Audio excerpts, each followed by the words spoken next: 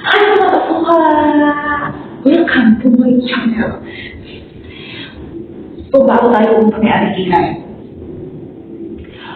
Grabe talaga yung ginawa sa Philip. Oo, totoo sinasabi ni Vice Ganda. Grabe talaga kayo. Oo, totoo sinasabi niya. Yung magnakawala, malaking kasalanan na yun. Mas malaking kasalanan na kalimutan mo. Inakawan mo ay may sakit, yung mahihirap. Grabe talaga. Ang very health. Grabe kayo. Lalo-lalo yung mga OFW, mga OFW. Ano yung mga binabayad namin? Yung humuhuwa namin sa inyo sa Philippines? Grabe talaga. Ang sakit nyo. Grabe talaga ginawa niyo sa Philippines. Para yung sa mga taong may hira, para yung sa mga taong may sakit.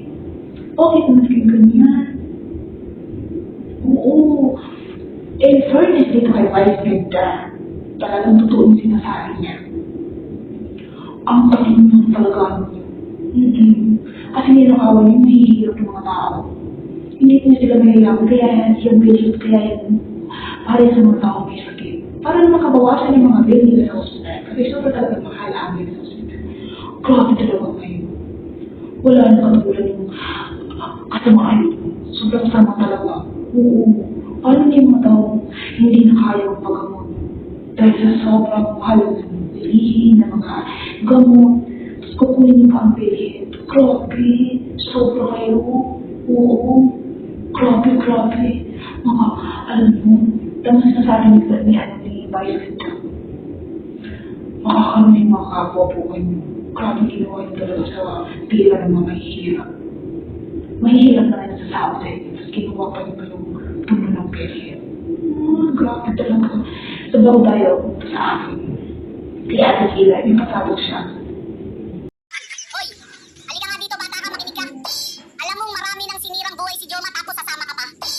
Sumisigaw ka dyan sa kalsada, tuwan-tuwa si Joma. At habang nakikipagbakbakan ka sa bundok, pumapalakpak si Joma. Ilang dekada na siya dyan, biruin mo, hanggang ngayon nambibiktima pa rin ng mga bata. Tapos sasama ka pa. Kaya pwede ba bata ka, mag-isip ka? Parang humawak ng kanyon si Joma, tapos ikaw yung bala. Tapos paano mo paglalaban yung bayan, eh ikaw tong biktima. Paglalaban yung bayan, sinong niloko mo? Hindi mo nga kayang ipaglaban yung sarili mo? Sarili mo nga hindi mo kayang ipaglaban, bayan pa kaya? Akala ko ba bata ka, matalino ka? Imbis na magtiwala ka sa magulang mo, mas nagtiwala ka kay Joma. Ilang dekada na nakikipaglaban yan, tapos hanggang ngayon laban pa? Hindi ka ba nagtataka? Bata-bata, mag-isip ka. Ang dami nang namatay na kabataan, pero siya buhay pa. Ang dapat mong ipaglaban, alam mo kung ano? Unang-una, sarili mo. Magulang mo. Pag-aaral mo. Saka yung kinabukasan mo. Bukod sa nakatulong ka na sa bayan, natulungan mo pa yung sarili mo. Ang gawin mo, pumunta ka sa sulok tapos yung mga sinabi ko, isipin mo. Kasi paano nyo ipagtatanggol yung bayan kung yung mismong bayan galit sa inyo? Imbis na tulungan mo yung magulang mo, tinulungan mo si Joma. Imbis na sundin mo yung magulang mo, sinunod mo si Joma. Ang tanong, kilala ka ba ni Joma? Nakita ka na ba ni Joma? Alam mo yung totoo, bata?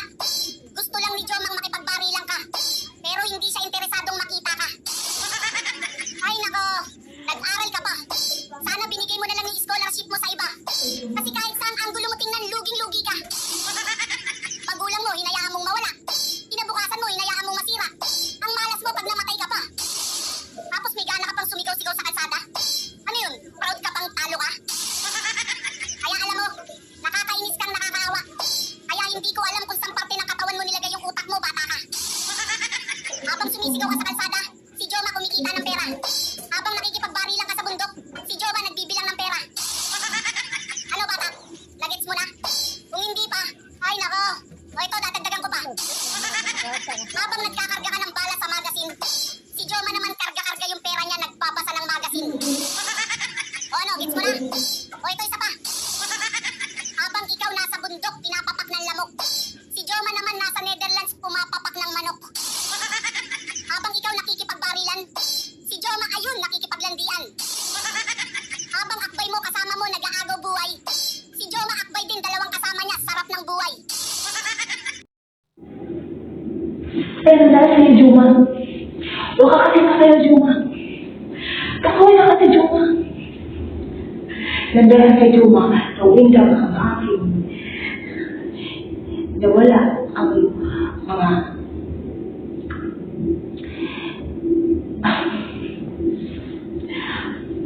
nang dahil sa iyo, Juma, at ikinay, nawala yung aking stress sa PhilHealth.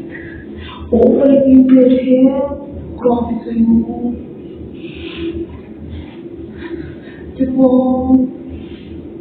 Kawawa naman yung mga kababayan natin na kakasapira. Oo, balik niyo pa rin sa mga mahihirap. Sabihin mo kay Juma, pabalik niyo. Nagdala sa iyo, Juma. Kaya wala ang PhilHealth. Siya na kasi ang ating for today's video ay yun nga.